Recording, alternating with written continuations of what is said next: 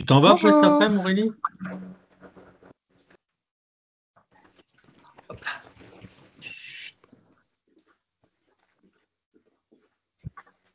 Bonjour, bienvenue. Tu pourras m'envoyer la Bonjour. simu dès que tu pourras le faire? On va attendre quelques instants que tout le monde soit Ou alors, si c'était connecté. borderline, je l'envoie à Joss, hein. On va couper tous les micros.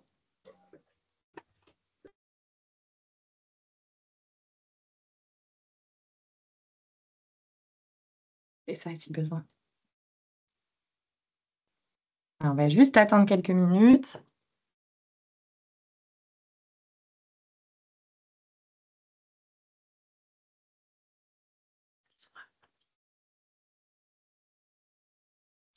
Certainement que certains.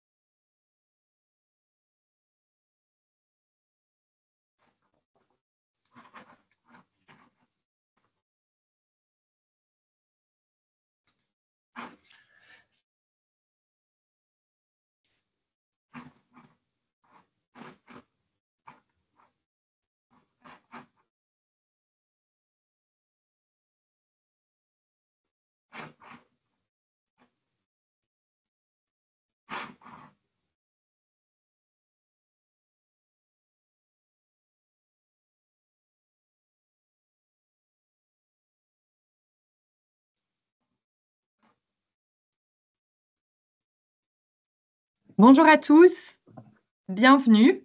On va commencer.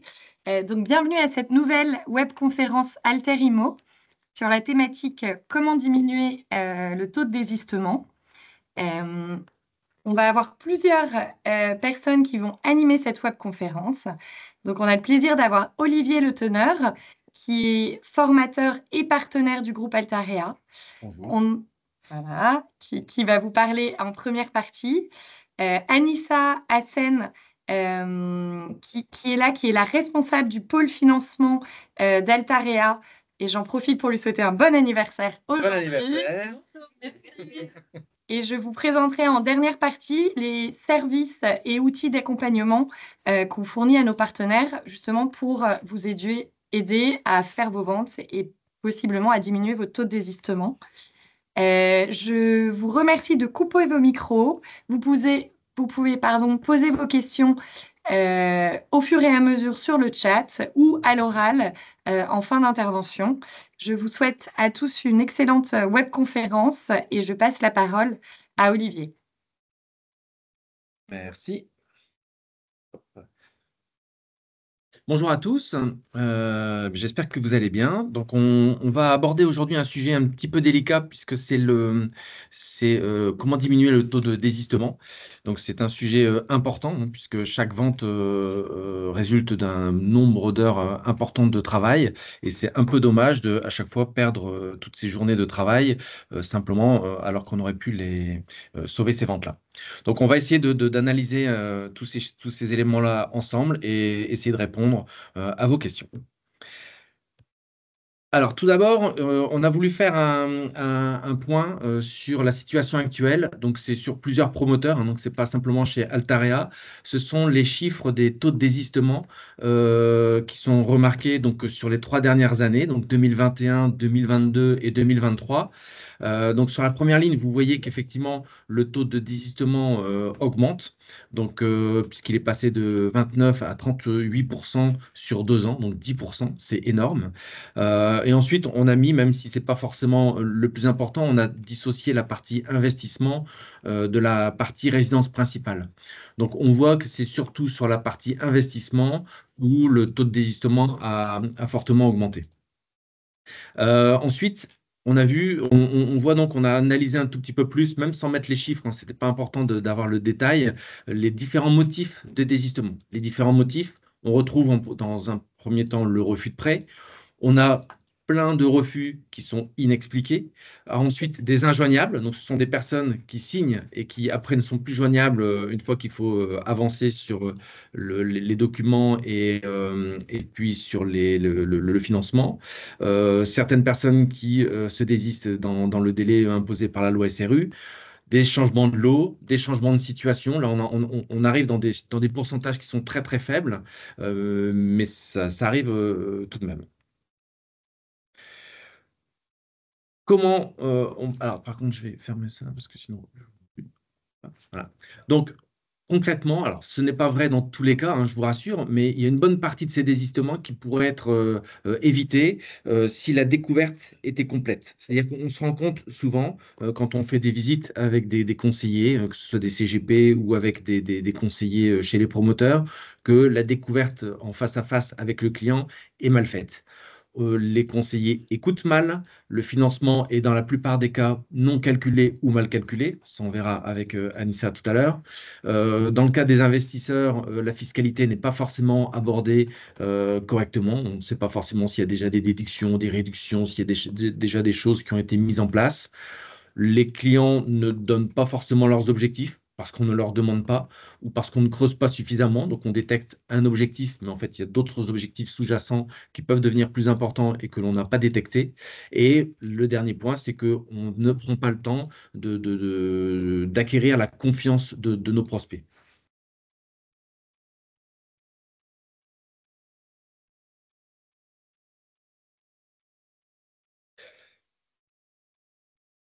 Donc là, je vais parler d'un document, ce que vous voyez à gauche, le document violet, le document confidentiel. Donc certains appellent ça le bilan patrimonial, on peut avoir la KYC, on a plein d'éléments différents, de façons de l'appeler. Le document est toujours le même, hein, c'est pour rassembler toutes les informations, le résumé, on va dire, de notre entretien avec le client. On l'appelle document confidentiel aussi pour rassurer le client, pour lui montrer que ce n'est pas un document qui va traîner sur notre bureau, et parce que c'est quand même quelque chose dans laquelle il va se confier et se livrer complètement. Donc, quels sont les objectifs de cette découverte? Ça va être d'obtenir la confiance du prospect parce qu'on va échanger, on va essayer de déterminer les points qui seront importants pour lui, hein. Nous, notre travail, c'est pas simplement d'étaler de la technique ou d'expliquer techniquement des choses compliquées, ça va être aussi de rentrer dans la tête de nos clients et d'analyser sa psychologie. Qu'est-ce qui va être le levier le plus fort pour que l'on puisse avancer et lui proposer soit la meilleure solution, soit le meilleur, le plus bel appartement, ou en tout cas ce qui correspond le plus à ses objectifs. Ça peut être parce que le client sera ouvert à des matériaux innovants, ça peut être des clients qui sont très portés sur le RSE, ça peut être des gens qui seront orientés sur le confort, sur la localisation. Voilà, il y a plein d'éléments qu'il faut découvrir pendant tout l'entretien. Et donc l'objectif aussi, ça va être de déterminer les vrais objectifs du client. Comment? En posant beaucoup de questions, en posant des questions ouvertes et ne pas hésiter à faire ce que l'on dit au tout début quand on fait ce métier-là, c'est de poser 5, 6, 7 fois la question pourquoi, pourquoi, pourquoi, pour toujours aller plus loin et aller jusqu'au bout de la découverte.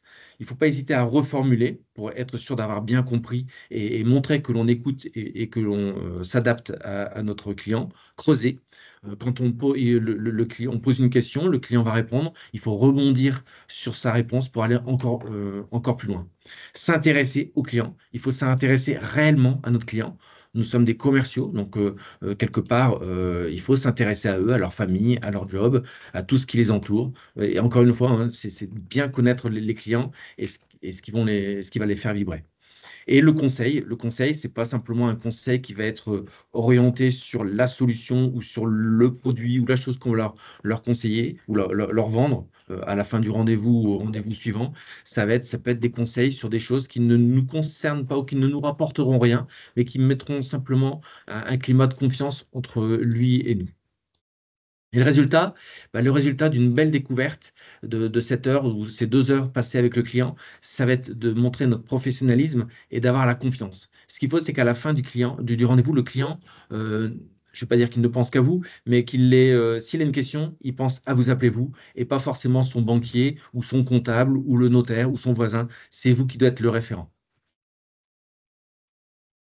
Alors, l'objectif, c'est pas de lire chaque ligne de ce document, hein, mais je pense que chacun d'entre vous va chercher ce type d'informations. Il y a différents onglets que l'on va déterminer. On commence généralement par l'état civil. Là, de la même façon, quand vous allez voir un client, normalement, vous avez déjà eu ce client au téléphone, donc vous avez déjà son nom, son prénom, son adresse, éventuellement sa date de naissance ou un certain nombre d'informations sur lui. N'hésitez pas à pré-remplir ce document confidentiel. Ça montre que vous avez préparé le rendez-vous et ça évite.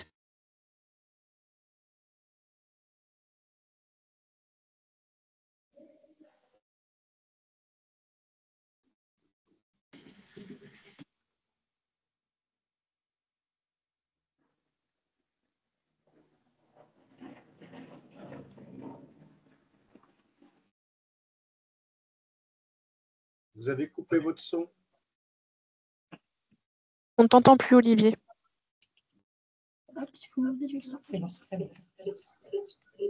C'est bon? Vous m'entendez? Excusez-moi. Donc, au niveau donc, de ce document, donc, la première étape, c'est l'état civil. Donc, je ne sais pas si vous avez entendu ce que je disais avant. Donc, l'état civil, logiquement, vous avez déjà ces informations, donc c'est bien de les pré-remplir pour éviter de faire répéter le client.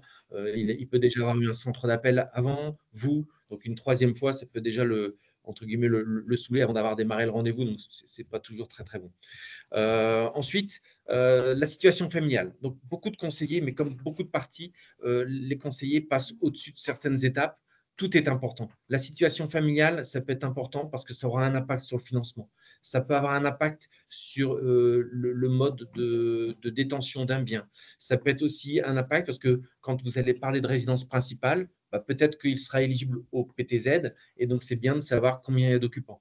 Il ne faut pas toujours raisonner en foyer fiscal, mais raisonner en nombre d'occupants ou en foyer fiscal en fonction du motif de votre rendez-vous. Donc là, je ne vais pas à chaque fois dissocier les deux cas, mais à vous de vous adapter, mais chaque élément est important. Le régime matrimonial est important, savoir si la personne va acheter seule ou pas, et vous pouvez éventuellement donner certains conseils. S'il est pacsé, c'est quoi les conséquences, etc. Donc là, vous avez un rôle de conseil, encore une fois, comme je disais tout à l'heure, qui ne va pas forcément vous rapporter autre chose que de la confiance, mais cette confiance, ça va permettre d'éviter une partie des désistements. Le nombre d'enfants, bon ça, je ne reviens pas beaucoup dessus, c'est hyper important. C'est quand même une des choses qui intéresse le plus nos clients, hein, c'est les enfants et après, c'est leur job.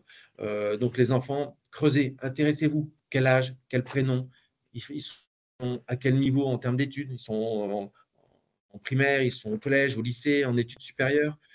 En dehors de l'aspect intérêt et de, de, de, de passer un bon moment avec votre client, de pouvoir poser votre stylo et d'échanger et de refaire baisser un peu la tension qu'il peut y avoir en début de rendez-vous, ça permet aussi d'avoir d'autres informations. Si la personne a 20 ans, ben, est-ce que cette personne sera encore là l'année prochaine? On revient sur la notion du nombre d'occupants. S'il a 20 ans, est-ce qu'il faut prévoir, ou 16 ans ou 18 ans, est-ce qu'il faut prévoir de la trésorerie pour payer les études?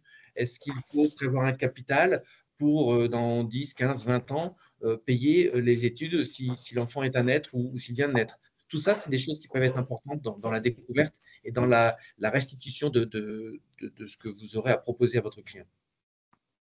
Ensuite, on arrive sur la partie plus revenus. Donc là, on va analyser plutôt les flux financiers. Donc dans cette partie-là, on va analyser les revenus. Est-ce qu'ils sont réguliers? Est-ce qu'il y a des primes? Là aussi, hein, pareil, ça va être pour aider Anissa à faire le financement, savoir ce qu'on va prendre comme rendez-vous. Est-ce qu'ils sont en CDI? Oui, depuis combien de temps? Et n'hésitez pas aussi, au-delà des questions purement intéressées pour le financement, à vous intéresser à son métier. Qu'est-ce qu'il fait? Voilà, chacun son métier. C'est quelque chose que vous pouvez lui dire aussi le jour où il critiquera votre façon de faire. Ben voilà, vous ne critiquez pas sa façon de travailler, qu'il écoute ce que vous avez à dire. Ensuite, vous avez toute une partie autres types de revenus, BIC, revenus fonciers, revenus de capitaux mobiliers. N'hésitez pas à rentrer dans le détail. Le fait de savoir qu'il va déclarer 2 000 € de revenus fonciers n'est pas suffisant. C'est du brut, c'est du net. Est-ce que c'est régulier? Est-ce qu'à l'origine, il a 10 000 € de revenus bruts et qu'il fait des travaux pour diminuer ou pour des raisons autres sa charge fiscale? Voilà, en fonction de si l'objectif de votre client est une résidence principale ou un investissement, bien sûr, cette partie-là peut être plus ou moins allégée. Bon, la partie revenu foncier brut est toujours intéressante pour le financement, mais n'hésitez pas à creuser si vous voulez présenter ou proposer un investissement. Toujours vérifier l'impact fiscal de nouvelles propositions. Et donc, cette découverte va vous permettre de découvrir sa tranche marginale d'imposition, son montant d'impôt et peut-être éventuellement s'il y a des arbitrages à faire dans certains revenus que l'on verra après. Donc, tout ça, ce sont des choses que vous allez récolter. Hein, donc, ce sont des données factuelles. Toutes ces données vont vous permettre d'identifier éventuellement des objectifs. Quand on va parler de la situation familiale, vous allez pouvoir détecter dans sa façon de parler, dans sa psychologie, si un de ses objectifs, c'est de vouloir protéger sa famille, son conjoint, ses enfants, des enfants qui ne sont plus rattachés à son foyer, mais qui existent quand même, qui sont issus d'un premier lit. Donc, tout ça, c'est important de le savoir, parce que dans l'organisation ou dans le mode de détention, ça peut être différent. Est-ce que le fait d'avoir des jeunes enfants, comme je disais tout à l'heure, est-ce que l'objectif, ça va être de créer un capital, éventuellement pour payer les études? On sait tous que les études coûtent cher, hein, je suis en plein dedans. Ça peut être bien de prévoir et de ne pas être pris au dépourvu au moment où on doit sortir les euros pour payer leurs études. Quand on va parler des revenus, voilà, si on voit une grosse différence de revenus ou de typologie de revenus entre les conjoints, est-ce qu'il ne faut pas aborder la partie protection du conjoint? Qu'est-ce qui se passerait si je décédais? Même dans le cas d'une résidence principale, qu'est-ce qui se passerait si je décédais? Comment il faut détenir? Est-ce qu'il faut prévoir quelque chose de spécifique pour la protection du conjoint ou de son cadre de vie? Est-ce que la préparation à la retraite est une problématique? Oui ou non? Et puis, la problématique aussi, hein, quand on va arriver au calcul de l'impôt, est-ce qu'il y a une problématique d'optimisation fiscale? Est-ce que le paiement de l'impôt est un problème pour lui ou pas? On rencontre de tout. Donc, surtout, hein, dans chaque étape, que ce soit maintenant ou plus tard, ne pas penser à la place du client. Par contre, il faut poser toutes les questions. On peut tout à fait avoir des personnes qui trouvent normal de payer de l'impôt relativement et d'autres qui trouvent ça complètement aberrant et qui vont être allergiques au moindre euro d'impôt. Voilà, donc ça, ce sont des choses qu'il faut prendre en compte dans les conseils futurs. Une fois, oui. C'est juste une question, Olivier, de Sidonie. Bonjour, aurions-nous accès aux documents analyse des flux? Oui, sous réserve de la patronne à côté. Bien sûr, si vous voulez, on peut vous faire parvenir ce type de documents. C'est très simple, hein, c'est des documents qui existent partout. Mais oui, tout à fait, on peut vous les faire parvenir. C'est un très bon squelette.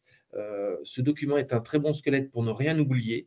Ça permet aussi de recadrer les clients. Parce que les clients vont quelquefois, dès le départ, vous poser des questions. Et vous, l'objectif, c'est toujours de revenir dans cette sorte de trame qui est donnée par ce document confidentiel.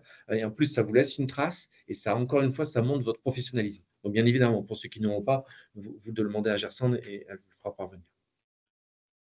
Donc, une fois qu'on a analysé les flux, on va analyser le patrimoine. Donc, le patrimoine va se dissocier en deux parties, principalement, hein, la partie patrimoine immobilier et la partie patrimoine mobilier. Donc, dans la découverte, pareil, au moment du questionnement, on va dire sur le patrimoine immobilier, par exemple sur la résidence principale, est-ce que vous êtes propriétaire ou locataire? C'est important parce que même si la personne est là pour un investissement, si la personne est locataire, c'est peut-être intéressant de savoir pourquoi il est locataire alors qu'il veut investir et pourquoi ne pas l'orienter sur la résidence principale. Est-ce que c'est quelqu'un qui bouge beaucoup? Est-ce que c'est un expatrié?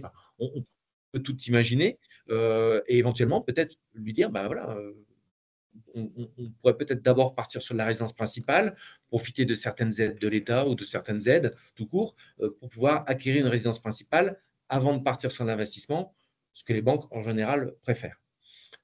Ensuite, quand on va analyser les différents éléments de son patrimoine, s'il a par exemple des revenus fonciers ou des BIC ou autres, ça va être de déterminer le mode de détention. Ça peut permettre déjà d'identifier certaines questions qui pourront arriver ou peut-être des conseils que vous pouvez donner. Pourquoi ce type de mode de détention?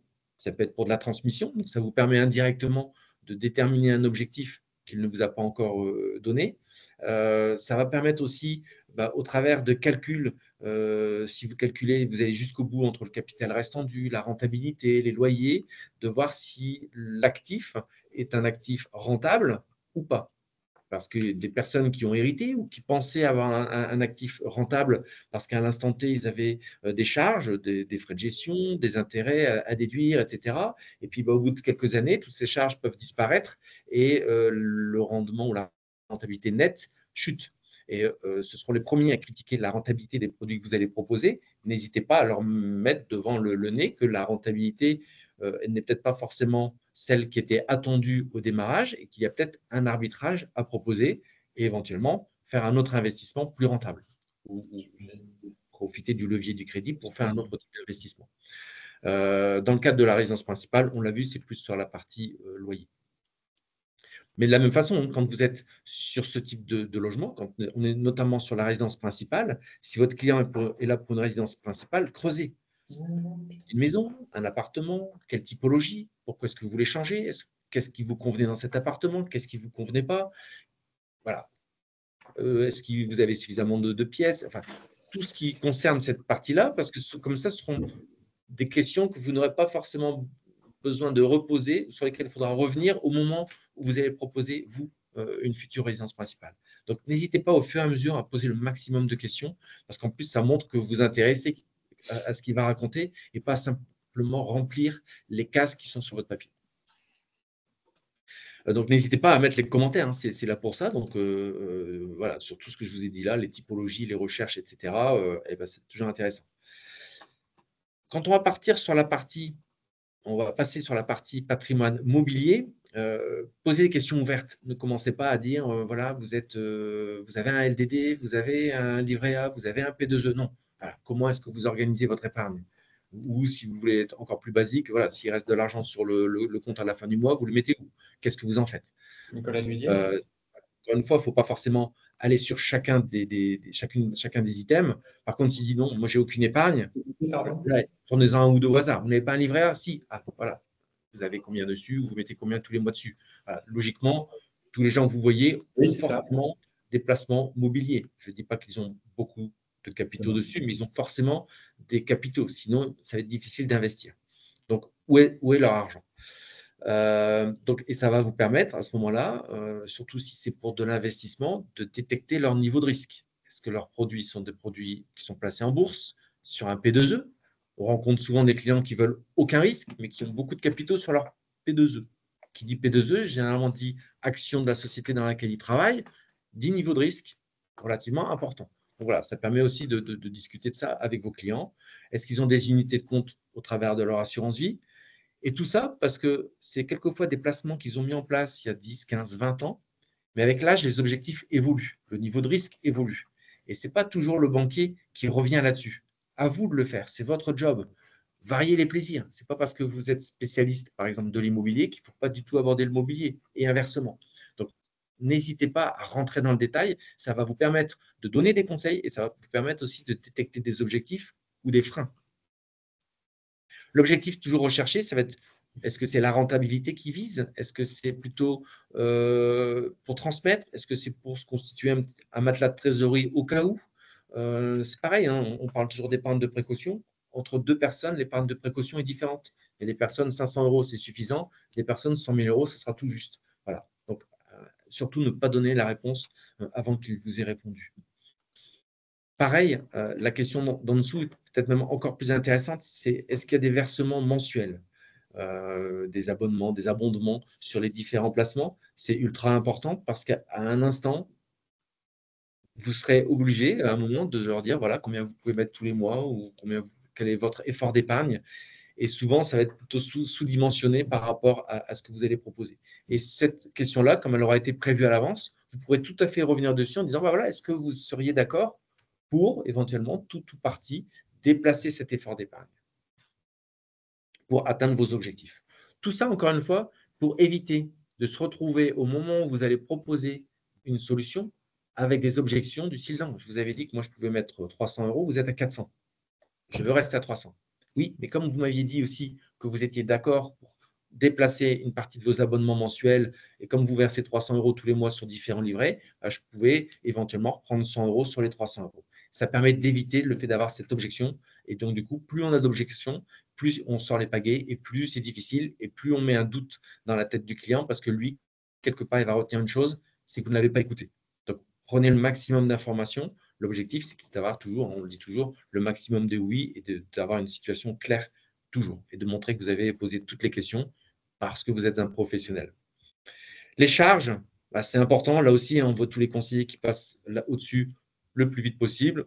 Ça ne les intéresse pas. Si vous tenez compte des revenus, mais pas des charges, bah, vous ne pourrez pas calculer un taux d'endettement. Si vous ne pouvez pas calculer un taux d'endettement, vous ne saurez pas quelle mensualité il pourra payer et combien il pourra acheter. Et donc, ça sert à quoi de proposer un appartement si après, vous devez changer de typologie parce que vous avez visé trop haut, parce que vous avez oublié de détecter les charges. Et là, c'est la déception dans la tête du client parce que vous lui présentez un T4 et il aura les moyens que de s'acheter un T2. Et donc là, c'est compliqué. Et là, vous avez des désistements, vous avez des changements de lot. Pensez au motif de désistement. Et à chaque fois qu'il y a un changement de lot ou un désistement, surtout un désistement, ça commence à sentir le cramer. Et c'est beaucoup de temps de travail de perdu. Donc, Une question, Olivier, de Léonard. Quelles sont les charges à demander? Anissa. Les charges. Alors, les charges, il y en a plusieurs. Le plus gros, et ce qu'on voit assez fréquemment, c'est les prêts auto. Alors, il faut bien insister sur les prêts auto, parce que quand vous demandez aux clients est-ce que vous avez des crédits en cours, souvent ils disent non. Et quand on voit les relevés de compte, on se rend compte qu'il y a un LOA ou un leasing voiture. Et pour eux, la location, ce n'est pas une charge à prendre en compte dans l'endettement. Sauf que les banques tiennent compte des crédits auto, des revolving, des crédits conso. En charge, vous pouvez avoir aussi des pensions alimentaires. Alors, il faut faire très attention. Vous avez plusieurs types de pensions alimentaires. Vous avez les pensions alimentaires avec un jugement des affaires familiales où le papa ou la maman, mais c'est plus rare, doit payer une pension aux parents qui a la charge des enfants. Donc ça, c'est une charge qu'on doit inclure. Et j'insiste qu'il faut inclure dans les charges et qu'il ne faut pas déduire des revenus, parce que très souvent, on voit des conseillers qui déduisent la pension alimentaire du revenu et ils ne l'ajoutent pas aux charges. Et là, en endettement, ce n'est pas du tout la même chose. Et vous avez aussi les pensions alimentaires qu'on trouve sur les avis d'imposition, où les clients versent de l'argent à la famille, souvent c'est à la famille, pour aider. Quand il y a une récurrence sur 2 ans sur les avis d'imposition, on est obligé de les ajouter en charge. Même si c'est ponctuel, même si c'est exceptionnel, la banque part du principe que s'il y a une pension alimentaire déclarée sur les 2 dernières années, ils en tiennent compte dans les charges. Il y a beaucoup de clients qui le font pour déduire leurs impôts. Et malheureusement, ils ne peuvent pas gagner de tous les côtés. Donc, on est obligé de les intégrer. Même quand c'est une pension versée pour un étudiant, parce qu'on va l'aider pendant 2-3 ans. Oui. Ouais. Tout ce qui est déclaré sur les impôts, on en tient compte de la charge. Sauf si ça a été déclaré qu'une fois, parce qu'on a eu souvent le cas en 2022 où les parents aidaient leurs parents qui étaient atteints, par exemple, du Covid à l'étranger, ils les ont aidés une fois. Mais quand il n'y a pas de récurrence, on n'en tient pas compte. S'il y a la déclaration sur 2 années, on est obligé d'en tenir compte dans les charges. Donc, vous avez les crédits auto, les crédits conso, les revolving, les leasing voitures, les pensions sur les impôts. Attention, les crédits, même si le bien est livré en 2027 et que le crédit se termine au moment de la livraison, on en tient compte. À partir du moment où le crédit a plus de 6 mois, on en tient compte dans les charges. Je sais qu'il y a beaucoup aussi de clients qui pensent que comme le crédit se termine avant la livraison, on n'en tient pas compte. On en tient compte. S'il a moins de 6 mois, on n'en tient pas compte. S'il a plus de 6 mois, on en tient compte. Voilà pour les charges. J'espère avoir répondu à votre question. Merci, Anissa.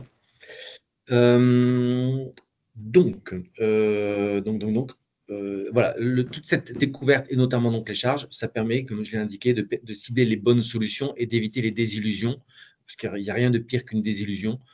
Et c'est pour ça qu'il faut aller dans l'ordre et ne pas commencer à chercher un appartement si on ne sait pas ce qu'il pourra acheter. Et ça permet aussi pour vous d'éviter de perdre du temps, parce qu'à force, ça finit par… Et puis psychologiquement, c'est difficile de se prendre des désistements régulièrement. Donc la transition était bien faite, hein, parce qu'on arrivait sur le détail des charges. Donc je laisse Anissa expliquer le calcul du taux d'endettement, bon, même s'il est relativement simple, et de revenir peut-être sur 2-3 points qu'on n'a peut-être pas encore dit. Okay. Du coup, comme je viens de le dire, toutes les charges doivent être ajoutées aux charges et pas déduites des revenus. Vous pouvez aussi d'ailleurs ajouter aux revenus si le client perçoit une pension alimentaire, vous pouvez l'ajouter aux revenus. Là, pour le coup, c'est plus une charge, c'est un revenu. Juste pour rappel, le différentiel locatif n'existe plus. On le voit encore très fréquemment. Donc, pour ceux qui connaissaient le différentiel locatif, quand le client avait un investissement ou faisait un investissement locatif, on déduisait directement de la mensualité le revenu locatif existant ou le futur revenu locatif. malheureusement, ce calcul d'endettement n'existe plus. Donc, le futur loyer, on le pondère à 70%, on l'ajoute au revenu du client. Et la future charge, on en tient compte dans les charges. Voilà, j'insiste là-dessus parce que malheureusement, quand on reçoit des dossiers, on nous dit c'est bon, l'endettement est bon, il est à 33, et finalement, quand on récupère le dossier en faisant le calcul classique, on est à 41, 42. Vous avez certaines banques qui déduisent de la mensualité à venir pour des investissements locatifs le gain si c'est un investissement type Pinel ou LMNP. C'est rare, mais ça existe. Voilà. Si on peut passer après au revenu. Super. J'ai fait un tableau qu'on pourra vous communiquer si ça intéresse certains CGP. C'est comment on calcule le revenu rapidement. Alors, j'ai mis quelques cas parce que c'est les cas qu'on rencontre le plus souvent. Mais voilà, c'est basique. C'est un calcul qui est pris en compte par quasiment 50% des banques. Évidemment, il y a des exceptions, comme tout. Mais au plus simple, si vous avez un client devant vous qui vous dit « j'ai plus de 2 ans d'ancienneté », vous savez que vous allez prendre son cumul net imposable sur son bulletin de salaire. Si vous avez un client qui a moins de 2 ans d'ancienneté, vous prenez son salaire de base brut. On ne prend pas le cumul net imposable, surtout s'il y a des primes, des astreintes, des travails le dimanche, sauf si c'est inclus dans son contrat de travail. Concernant les commissions, il faut minimum 2 ans de recul et on fait une moyenne sur 2 ans. Pour les auto-entrepreneurs, attention, on prend le salaire après abattement sur l'avis d'imposition. C'est-à-dire que le client qui est courtier en prêt immobilier, il déclare 70 000 € de revenus, on ne prendra pas 70 000 € de revenus dans le calcul de l'endettement. Il aura un abattement de 50% sur ce qu'il déclare, donc on prendra 35 000. Voilà, il faut faire très attention à ça sur les auto-entrepreneurs. Alors là, je vous prends le cas d'un courtier qui a un abattement de 50%, mais vous avez des auto-entrepreneurs qui ont un abattement de 70%. Il faut que le client ait minimum 2 ans de recul. Vous avez certaines banques qui demandent 3, mais 2 en fonction de l'activité, c'est largement suffisant. Concernant tout ce qui est heures supplémentaires, c'est précontractuel, on en tient compte. Des dimanches travaillés, des heures, tout ce qui est indiqué dans le contrat, on peut en tenir compte. Tout ce qui n'est pas indiqué dans le contrat et qui est exceptionnel, s'il n'y a pas 2 ans d'ancienneté, on ne peut pas en tenir compte. Tout ce qui est client CDD, contractuel, intermittent du spectacle, intérimaire, pareil, il faut minimum 2 ans d'ancienneté pour retenir les revenus. Et pour les intérimaires, il faut qu'ils aient travaillé sur les 6 derniers mois glissants. Si vous avez un intérimaire qui est intérimaire depuis 10 ans, mais qui n'a pas travaillé sur les 6 derniers mois, on ne pourra pas monter le dossier tout de suite. Il faudra attendre qu'il y ait les 6 mois au moment du dépôt de dossier. Pour les pensions alimentaires, après, tout dépend de l'âge des enfants. Si votre client il perçoit une pension alimentaire et que ses enfants ils ont 17 ans, 20 ans et 22 ans, on n'en tiendra pas compte dans les revenus. Il faut qu'il y ait une cohérence avec le projet. Voilà, si les enfants sont petits, on en tiendra compte. Vous avez des banques qui tiennent compte de 100% de la pension alimentaire perçue, d'autres banques qui ne retiennent que la moitié. Voilà. Ce qu'on ne retient pas, c'est tout ce qui est CAF. La CAF, on n'en tient pas compte. Alors après, la banque peut en tenir compte dans la faisabilité du dossier, mais on n'en tiendra pas compte dans le calcul de l'endettement. Pôle emploi? Oui, Pôle emploi, on n'en tient pas compte, évidemment. En fait, tous les revenus qui ne sont pas saisissables, donc souvent, c'est des revenus de l'État. Donc CAF, Pôle emploi, parfois aussi des pensions d'invalidité, on ne peut pas en tenir compte parce qu'en cas de défaut de paiement de la mensualité, la banque ne peut pas saisir ces sommes. Elle ne peut saisir que les salaires du client. Elle ne peut pas saisir tout ce qui est aide de l'État. Et vigilance pour les clients qui ont plus de 54 ans. Alors, ce n'est pas une règle qui s'applique avec toutes les banques, mais c'est ce qu'on voit de manière générale. 54 ans, à moins que le prêt soit sur 10 ans, on ne tiendra pas compte de ses revenus actuels. On prendra ses revenus à la retraite. Donc, il faudra demander au client de se connecter et de télécharger son estimation de retraite. C'est en ligne, ça prend 5 minutes. Vous rentrez le numéro de sécu, l'âge, la date de naissance, en espérant que son dossier soit à jour, parce que moi, j'ai déjà eu le cas des clients qui ne s'étaient jamais connectés et il manquait 10 ans de période de travail. Donc forcément, quand il a eu son relevé, il a eu peur parce qu'il s'est retrouvé avec 800 € d'estimation de retraite. Et en fait, il suffisait juste de le mettre à jour. Pour les retraités, pour les fonctionnaires, pardon, souvent, c'est 70% de leur salaire quand ils sont à la retraite. Parce qu'en fait, les fonctionnaires ont beaucoup de difficultés à avoir leur relevé de retraite parce que ce n'est pas le même que pour les clients qui travaillent dans le privé. Voilà. Et concernant les gérants de société, gérants en SARL, en URL, quel que soit le statut, on va prendre la moyenne des revenus déclarés sur les 3 dernières années. Donc, déclaration 2024, enfin maintenant c'est l'avis déclaratif 2024, le 2023-2022. On prend vraiment ce qu'il déclare. Il faut que la société ne soit pas en déficit, parce que sinon la banque elle ne pourra pas suivre le client sur son financement. Voilà pour le calcul des revenus. C'est basique, hein, ce que je vous donne. Après, comme je vous dis, il y a des cas particuliers selon chaque typologie. On dit des auto-entrepreneurs, profession libérale, il faut 2 ans d'ancienneté. J'ai fait un dossier récemment. La cliente, elle avait 1 an et 3 mois d'activité. Elle est kiné. Voilà, le dossier, il est passé, il n'y avait pas de sujet, quoi. Enfin, souvent, les professions du domaine médical, ils sont moins regardants sur l'ancienneté. Est-ce que vous avez des questions sur le calcul des revenus? Non? OK. Apparemment c'est très clair, merci. Alors, je reviens juste sur le PTZ. N'oubliez pas, hein, quand on parle du PTZ, de regarder le RFR N-2 pour la partie éligibilité au PTZ. Et par contre, par rapport à la financiabilité, je ne sais pas si on dit ça comme ça, regardez les revenus de l'année en question. Donc attention de ne pas mélanger. Une fois qu'on a calculé le taux d'endettement, on va pouvoir en déduire donc la mensualité qui va être disponible et donc calculer le capital empruntable. Donc, il y a des formules qui sont assez difficiles à retenir si on ne l'utilise pas tous les jours. Donc, j'ai fait un tableau, mais ce tableau, vous pouvez très facilement le faire sur Excel et puis c'est en plus facile à expliquer à un client qui est en face de vous. Et ce tableau permet de dire, voilà, si la mensualité calculée, donc c'est-à-dire la capacité de votre client est de 1 000 € par mois, sur 25 ans, il pourra emprunter 190 000 € à 4%. Pourquoi? Parce que j'ai fait un tableau avec le capital, donc inversé. Hein, j'ai juste appliqué la formule, mais au moins c'est dans le tableau Excel. Et donc j'arrive à 189 000 € 452. Donc au moins ça donne une enveloppe. Ça ne sert à rien de lui proposer ou de lui présenter des appartements de 250 000 €, puisque de toute façon, il sera finançable qu'à 190 000 €.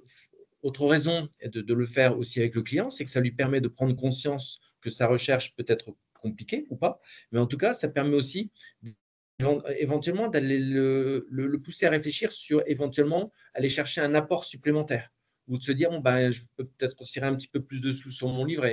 Enfin, en tout cas, ça permet de réfléchir et ça ne sert à rien d'aller lui présenter 12 lots si de toute façon, il veut des choses qui sont hors financement et qui ne peut pas mettre un apport plus important. Et tout ça, en fait, ça permet à chaque fois de discuter avec le client, de le faire approuver ou non vos chiffres, et ça évite d'avoir des refus ou des objections au moment de la signature, ou encore pire, une fois que ça a été signé, et dire non, en fait, je ne suis pas finançable. Pourquoi? Simplement parce que vous n'aurez pas fait ces calculs-là avec les clients. C'est super intéressant de le faire avec le client parce qu'il n'y en a pas beaucoup qui le font, donc il va découvrir des choses, et en même temps, vous, ça permet déjà de sélectionner, ou au moins dans votre tête, vous savez ce que vous allez pouvoir proposer au client, ou en tout cas, s'il est éligible à la résidence que vous avez en tête pour lui.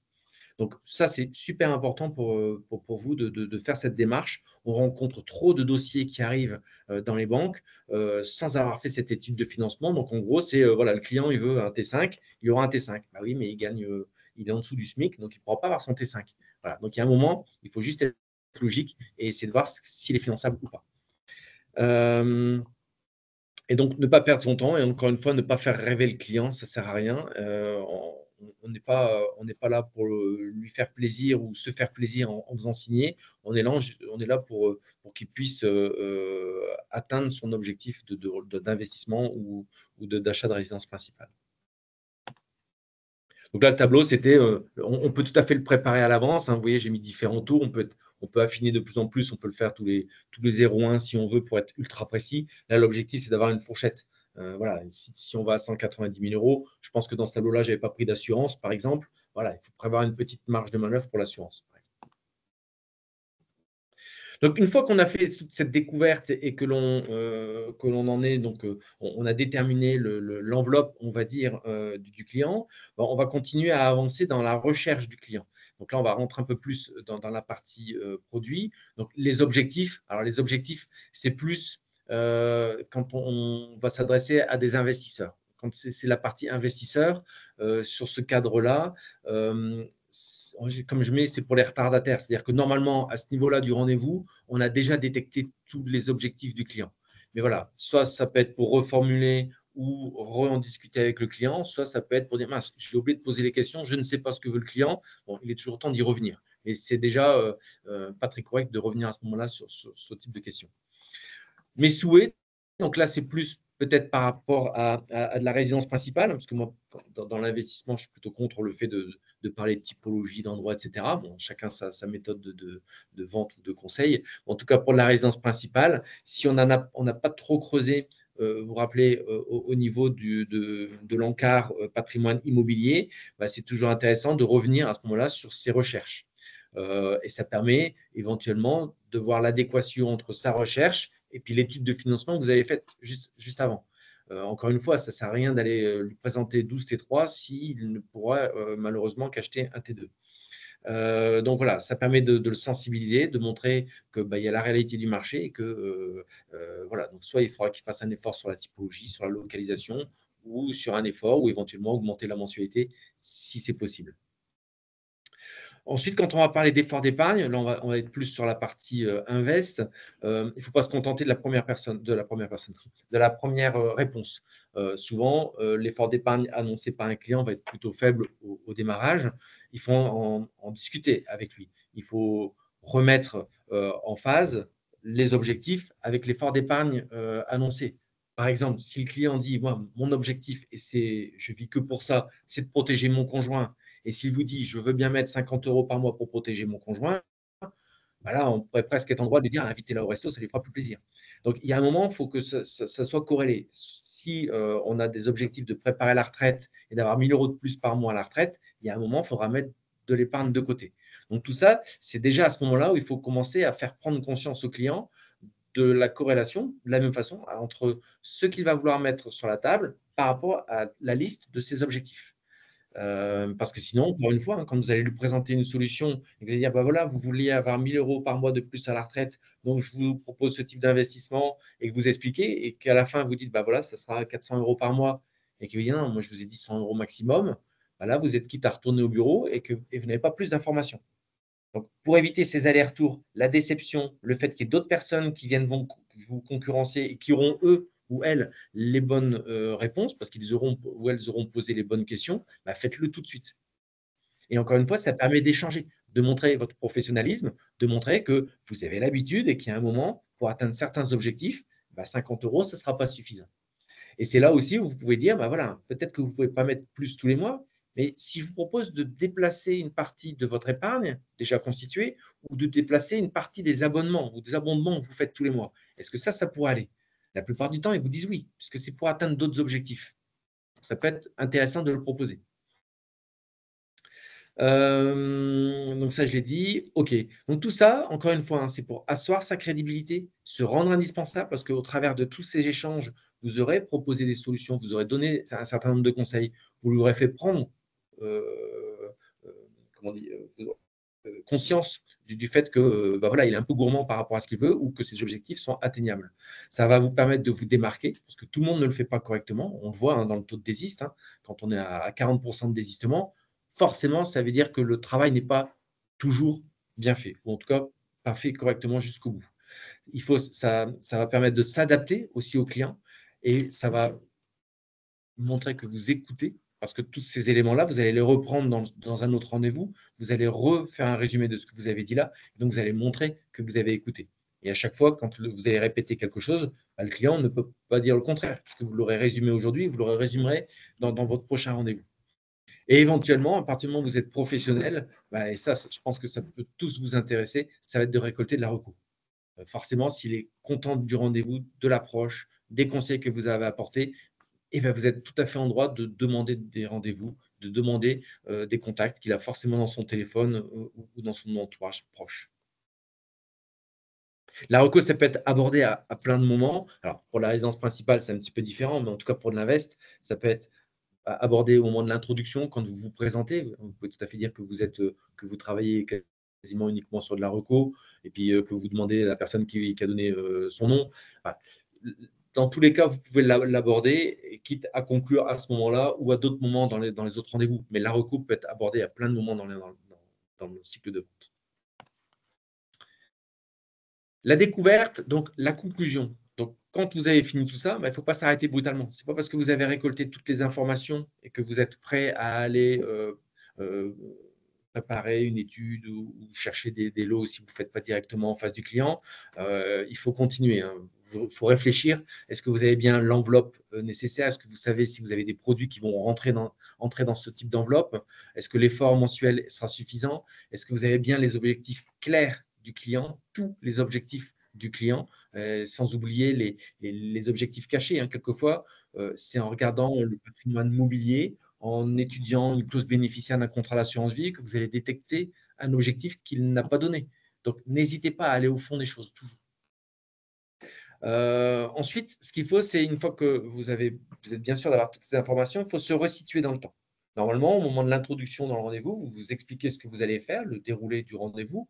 À la fin du rendez-vous, il faut expliquer ce qui se passe, ce que vous avez fait et ce qui va se passer dans les prochains jours. Donc, notamment, fixer un second rendez-vous, que ce soit pour une signature de résidence principale, encore une fois, si vous ne le faites pas en live, ou pour de l'investissement, il faut fixer tout de suite le R2.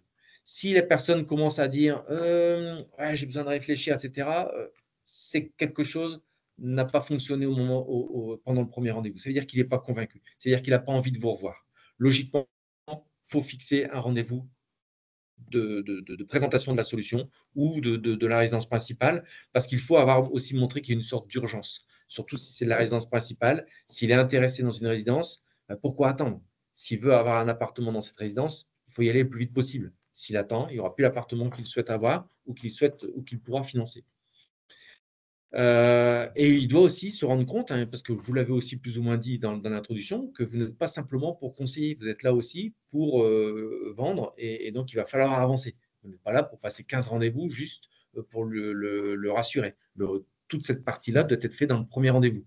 Encore une fois, hein, le R1, c'est un rendez-vous qui doit être long, 1 heure, 1 heure et demie, peut-être un peu plus, alors pas 5 heures, hein, mais il doit prendre un certain temps parce qu'il faut se poser, il faut prendre du temps avec le client et comme ça, vous arrivez avec des bonnes solutions. Et si vous avez installé un climat de confiance et que vous dites qu'il faut se revoir rapidement, la personne acceptera de vous revoir rapidement.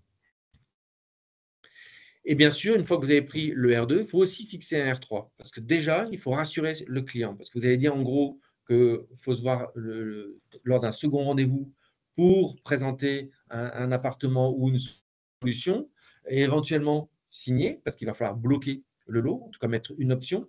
Et donc, il faut prévoir tout de suite un rendez-vous qu'on appelle un rendez-vous de confortation. Comme ça, déjà, il est rassuré. Il sait qu'il ne va pas être lâché parce que vous avez signé un document. Vous allez signer un document, mais vous retournerez le voir pour affiner, pour avoir d'autres questions, pour affiner le financement, encore une fois, pour être sûr qu'il dorme sur ses 2 oreilles et qu'il n'ait pas de stress. Et ça va être aussi la possibilité de voir qu'il n'a pas été dragué par d'autres CGP, que la banque ne lui a pas mis d'araignée dans la tête, qu'il avance aussi, qu'il n'attend pas que ça se passe, est-ce qu'il fait ses démarches auprès de la banque. Donc, c'est pour ça que j'ai remis une échelle de temps en dessous. Le J-5, on va dire que c'est là où vous faites votre premier rendez-vous. Vous avez fixé un R2, donc, qui sera le jour J, donc une petite semaine après, et vous fixez un R3 quasiment dans la foulée, quelques jours après. Vraiment pour montrer que vous êtes là pour l'accompagner tout au long du process. Le R3, donc, ça sera l'objectif de répondre à toutes les questions et notamment toutes les questions qu'il aura eues dans son entourage, parce que ce ne sont pas les derniers pour essayer de saboter votre travail. Et ensuite, alors je ne vais pas vous faire peur avec le nombre de rendez-vous, hein, j'en ai mis un peu au hasard, mais pas tout à fait. Mais voilà, si vous arrivez à faire déjà ce nombre de rendez-vous, c'est déjà bien. Ça peut être plus, ça peut être moins. Il y a des promoteurs qui demandent beaucoup plus de rendez-vous de confortation et plus ces rendez-vous-là. Donc, c'est hyper important de continuer à suivre vos clients tout au long du process. Encore une fois, hein, comme je l'ai indiqué, il y a un stress naturel. Pour vous, c'est habituel de parler d'investissement, de résidence principale, de 2, 3, 4, 500, 1 million d'euros. Vous en parlez tous les jours, ça ne vous fait plus rien. Mais eux, c'est peut-être le projet de leur vie. Donc, attention, il faut les rassurer, c'est beaucoup d'argent. C'est quelquefois un endettement pour toute la vie. Donc, soyez vigilants. Hein, encore une fois, psychologiquement, c'est ultra important de se mettre à la place du client et de l'aider. Et donc, du coup, pareil, il est indispensable de suivre le client tout au long du process. Donc, ne déléguez pas. Je vois trop chez les promoteurs le fait que le conseiller laisse la main après à ce qu'on appelle les entités de régulation ou de régularisation, je ne sais pas comment ça s'appelle. Non, c'est vous le patron du client. C'est vous qui l'avez rencontrer. C'est vous qui connaissez sa psychologie. C'est en vous qu'il a confiance. Ce n'est pas en quelqu'un qu'il ne connaît pas qui va l'appeler pour lui demander 3 papiers et qui va lui mettre une pression phénoménale parce qu'il n'est pas dans les délais. Et donc, gros stress et donc désiste. C'est à vous de suivre. C'est à vous éventuellement même d'aller déposer les dossiers en banque. C'est à vous de proposer, de l'accompagner voir le banquier, même si ce n'est pas toujours facile d'aller le voir. Vous l'accompagnez chez le notaire. Toutes les étapes sont importantes pour créer du lien, continuer à montrer que vous êtes là tout au long du process. Et c'est aussi comme ça que vous aurez de la recours. Donc là, en dessous, il y a un certain nombre d'étapes. Je ne vais pas être trop long, mais il y a un certain nombre d'étapes. Il faut être là à toutes les périodes importantes. Quand vous signez le contrat, forcément. Quand il y a le délai de rétractation, donc il faut essayer d'aller le voir avant pour lever les objections, pour pas qu'il envoie le papier dans un coup de stress. Voilà, soyez là pour le rassurer, encore une fois. Quand vous allez envoyer à Altarea des documents comment on appelle ça, des attestations de dépôt de dossiers en banque, voilà, allez les chercher ou demandez-leur de l'envoyer. N'attendez pas qu'il le fasse, il ne le fera pas. Si vous attendez trop, déjà, il est content parce qu'il a fait un pas, il a signé, et après, il va attendre. Donc, si vous attendez trop, là, il y a le promoteur qui va commencer à mettre la pression parce que les délais vont s'allonger, parce que c'est du stock qui est bloqué et qu'on ne sait pas si le CGP ou le conseiller va faire le boulot jusqu'au bout d'aller aider à avoir le financement. Donc, si vous ne voulez pas de désist dans l'urgence ou de désist forcé, on va dire, allez voir les clients pour récupérer les attestations de dépôt de garantie, les accords de principe de dépôt de banque, les offres. N'hésitez pas à aller revoir le client pour lire l'offre avec lui en disant qu'il y a des points qu'il faut vérifier parce que les banques, c'est aussi des filous qui vont mettre des conditions qui ne correspondent pas à un investissement ou à une résidence principale. Je pense au différé d'amortissement. Profitez-en pour en reparler, de le réexpliquer. Donc, soyez là, expliquez et montrez que vous êtes encore une fois toujours à côté de lui. Ce sont toujours des moments de stress à une offre de financement. C'est écrit petit, c'est toujours il y a beaucoup de petites lignes qu'on oublie de lire. Donc, soyez tout le temps là. Et au moment de la signature notaire, allez voir, sauf si vous êtes vraiment sous l'eau, mais essayez d'aller chez le notaire avec lui. Ça permet encore une fois d'avoir de la reco. C'est quand même le démarrage réel de son projet. Donc, pour lui, c'est une nouvelle aventure qui commence.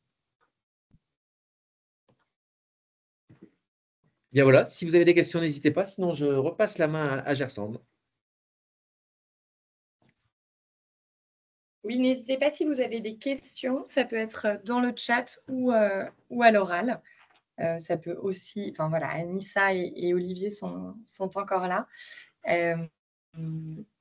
Moi, je voulais vous présenter ce qu'on met en place au sein d'Altarea Solutions et Services, et notamment sur le site Altarea Partenaire, pour vous aider dans vos ventes et notamment à bien préparer vos ventes. Il faut savoir que le site Altarea Partenaire, il est conçu pour vous et vos clients. C'est un site B2B2C et dans l'ensemble de nos réflexions, on vous imagine avec vos clients sur le site, et c'est notamment pour ça que sur le site, en haut à gauche, il y a un petit bouton « En rendez-vous » où vous pouvez cliquer sur « En rendez-vous », ce qui permettra de cacher notamment les taux d'honoraires ou d'autres informations qui ne concerneraient pas vos clients. Il y a un outil qu'on lance d'ici la fin de la semaine, qui est un outil d'effort par l'épargne, notamment une recherche d'effort par l'épargne. On nous l'a pas mal demandé, on a échangé avec des partenaires et on pense que ce sera un plus pour vous d'amener vos clients par rapport à son effort d'épargne. Donc, vous le verrez dans le moteur de recherche. Également sur la grille de prix dans la page programme, il y aura un petit widget qui répondra de façon claire sur toutes les notions de l'effort d'épargne avec le montant et le nombre d'années. Donc, on espère que ça va vous aider à préparer vos réservations et vos ventes. Et on va communiquer dessus, on vous prépare un tutoriel. N'hésitez pas à nous en parler avec vos responsables prescription, avec vos coordinateurs commerciaux, pour qu'on l'améliore ensemble, tout cela dans l'idée de vous accompagner. Et la recherche de l'effort, par la recherche de l'effort de l'épargne, n'empêche pas l'étude de financement. Même s'il peut mettre 200 € par mois, ce n'est pas pour ça qu'il sera finançable. Donc, analysez quand même le financement avant. Tout à fait, c'est complémentaire. Ensuite, évidemment, on ne pouvait pas ne pas parler de vos responsables prescription. Donc, tout partenaire qui est mandaté chez nous a des responsables prescription qui lui sont affiliés par marque et par région. Donc, j'imagine que vous travaillez main dans la main avec chacun de vos responsables prescription. Donc, n'hésitez pas à les solliciter pour vous accompagner et pour répondre à vos questions. Les responsables prescription ont également des équipes qui les accompagnent, qui sont les coordinateurs commerciaux du carré partenaire. C'est important pour nous de les mentionner parce que c'est un accompagnement au quotidien. C'est une sorte de conciergerie interne et gratuite, parce qu'il y a des promoteurs ou des plateformes pour qui c'est payant.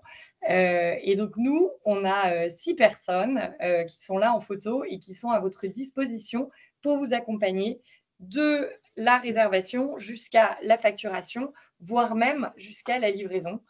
Ce sont des seniors, même s'ils sont jeunes sur les photos, mais ils sont là depuis longtemps, donc ils sont en mesure de vous aider voilà, sur tout type de questions, d'aller chercher les informations auprès de nos équipes programmes, de nos équipes techniques, pour que vous puissiez répondre à vos clients sur des questions spécifiques. Ils ont une expertise des outils et des process et ils travaillent en transverse avec l'ensemble des marques.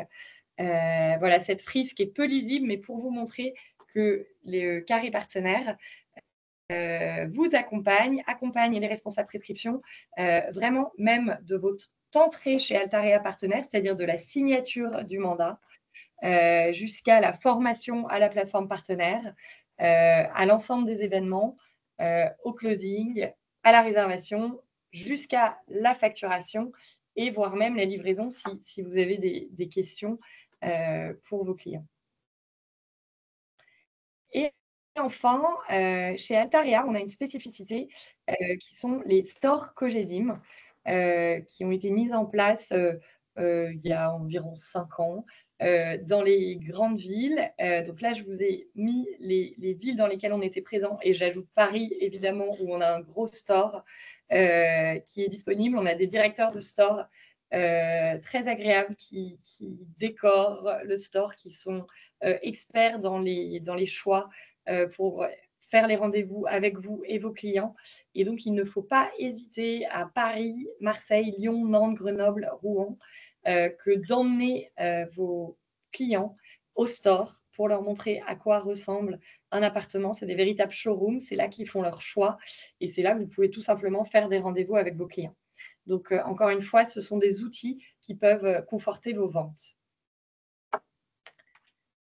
Voici pour voilà, ce qu'on voulait vous mettre en exergue sur tous les services et outils d'accompagnement qu'on a. Est-ce que vous avez des questions sur voilà, ce qui a été présenté par Olivier, par Anissa? N'hésitez pas, soit dans le chat, soit vous pouvez remettre votre micro et nous demander oralement. La présentation sera en replay disponible sur le site. On intégrera tous les documents clés dont vous pourriez avoir besoin. Pas de questions. Oh, on a été bon. Bon, en tout cas, on vous remercie de votre attention. Je remercie Olivier et Anissa pour leur intervention et toutes les équipes Sophie, Thierry, Esther qui ont contribué au bon déroulement de cette webconférence. Et je reste à votre disposition. Très bonne journée. Au revoir. Merci beaucoup. Au revoir.